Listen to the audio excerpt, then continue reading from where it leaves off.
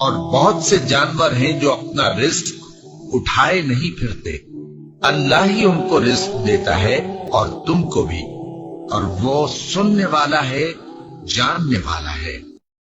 اور میں نے تم کو منتخب کر لیا ہے، تو جو حکم دیا جائے اسے سنو۔ بے شک میں ہی اللہ ہوں، میرے سوا کوئی معبود نہیں، تو میری عبادت کیا کرو اور میری یاد کے لیے نماز پڑھا کرو۔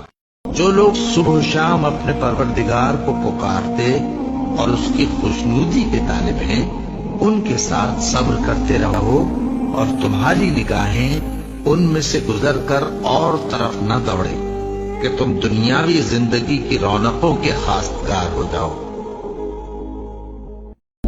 پھر جو شخص گناہ کے بعد توبہ کر لے اور نیکوکار ہو جائے تو اللہ اس کو معاف کر دے گا۔ کچھ شک نہیں کہ اللہ بڑا بخشنے والا ہے، بڑا مہربان ہے۔